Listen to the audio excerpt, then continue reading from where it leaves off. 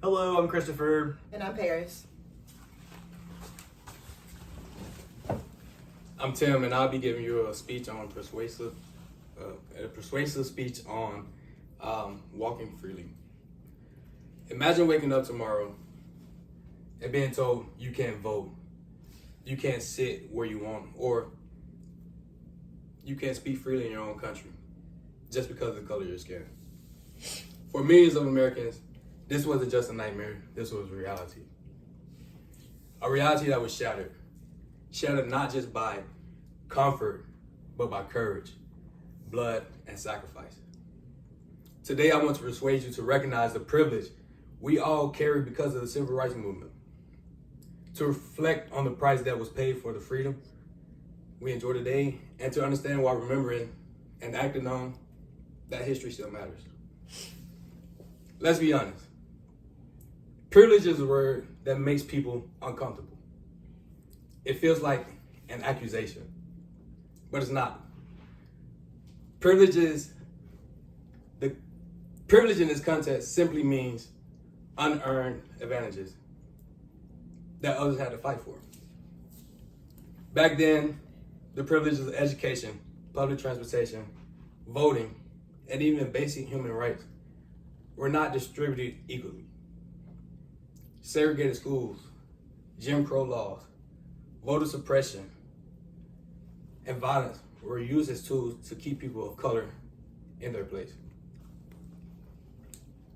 Today, according to the Southern Poverty Law Center, we made progress, but deep disparities still exist, especially in areas like school, discipline, access to quality education, and wealth gaps between colors.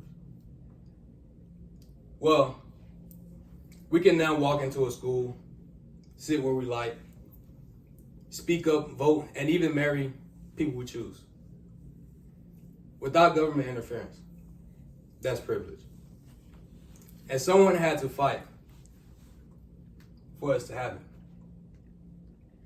Let me remind you, these freedoms didn't fall from the sky.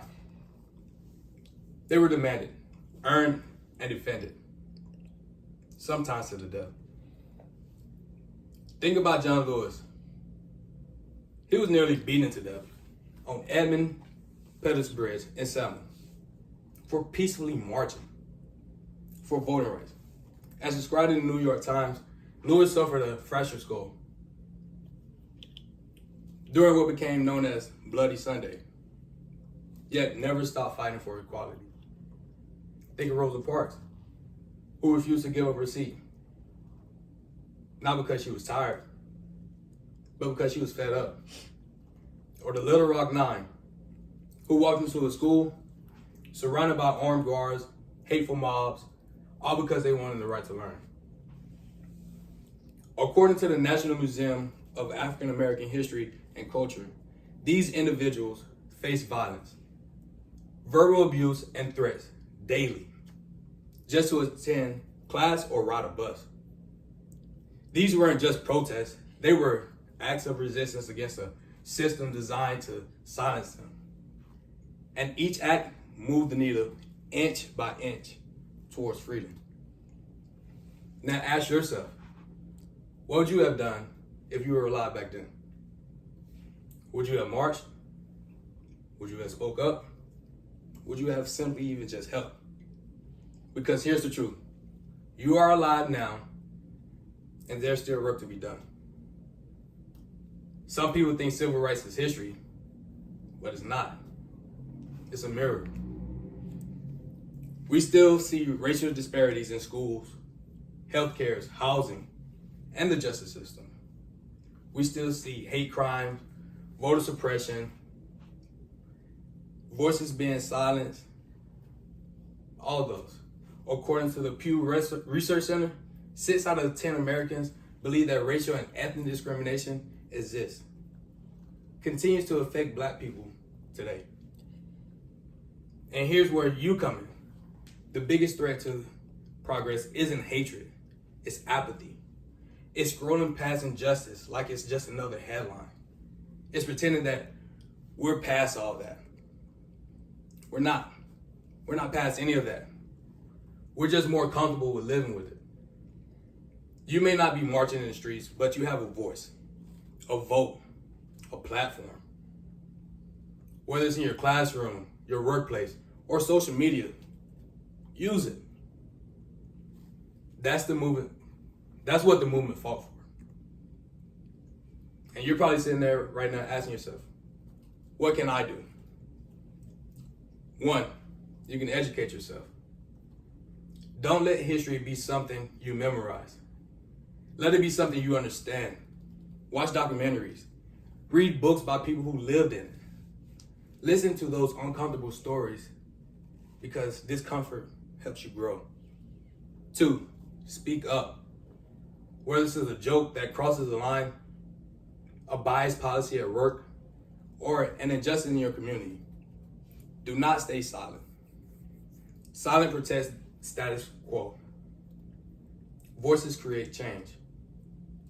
Three, vote and advocate.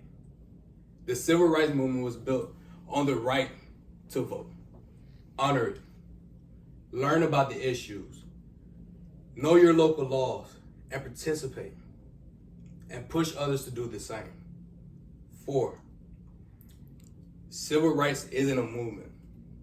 Isn't a moment. It's a movement. And movements only stay alive when people keep marching. We speak our minds. We attend schools. We sit where we like, vote, and walk into buildings like we belong. But remember this.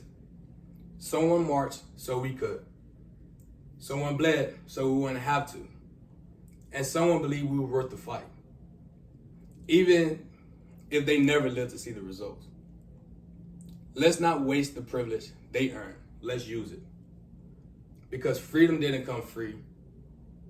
And justice still has work to do. Thank you.